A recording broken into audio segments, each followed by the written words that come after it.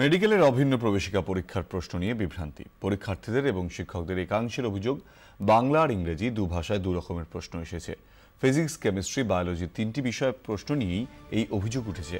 ফলে মূল্যায়নের ক্ষেত্রেও ফারাক হয়ে যাবে বলেই আশঙ্কা করছেন পড়ুয়া এবং শিক্ষকরা।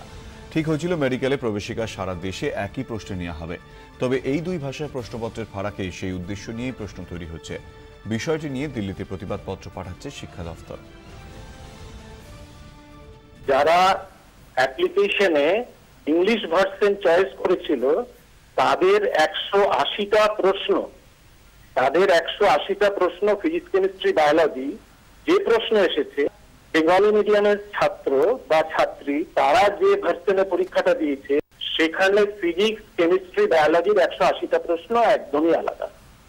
তাহলে প্রশ্নের এই যে অভিন্ন মাত্রা, সেটা ভারতবর্ষে এটা মেনে চলা হলো না। এবং দেখা গেছে যে ইংলিশ ভার্সনের প্রশ্নগুলো অনেকটাই সহজ আমাদের বাংলা ভার্সনে যে ফিজিক্স, কেমিস্ট্রি, বায়োলজি কোশ্চেন করা হয়েছে।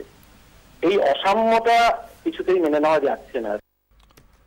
মহিলার অস্বাভাবিক মৃত্যু ঘিরে চাঞ্চল্য ছড়ালো হাওড়ার উলুবেড়িয়ার কুশবেড়িয়ায়। আমরা এই বিষয়ে জানবো। আমাদের প্রতিনিধি প্রসেনজিৎ মণ্ডল, শুভাশিস মণ্ডল আমাদের সঙ্গে রয়েছেন। শুভাশিস, এ বিষয়ে আর বিস্তারিত কি উঠে আসছে? দেখো পুরান, বিস্তারিত যেটা আমরা প্রাথমিক সূত্রে জানতে পেরেছি সেটি হচ্ছে যে এই রীতা মণ্ডল যে মহিলা মৃত হয়েছেন, অর্থাৎ এই রীতা মণ্ডল স্থানীয় একটি চানাচুর কারখানায় কাজ করতেন এবং সেই নিয়েই বিবাদ মূলত, আর সেই বিবাদকে সৃষ্টি করে এবং তারপরেও তিনি ফোনে কারোর সঙ্গে কথা বলতেন কিনা সেই সমস্ত ব্যাপার, অর্থাৎ সেই ফোনে কথা বলা এবং চাকরি, অর্থাৎ একটি ফ্যাক্টরিতে কাজ করতে চাকরি ফ্যাক্টরিতে, এই দুটোকে নিয়ে মূলত অশান্তি। আর এই মূল অশান্তির জেরেই এবং সেই অশান্তির জেরেই এই মহিলাকে মৃত্যু বরণ করতে হয়েছে বলে স্থানীয় সূত্রে জানা গেছে। খুলনা। শুভাশিস, ধন্যবাদ।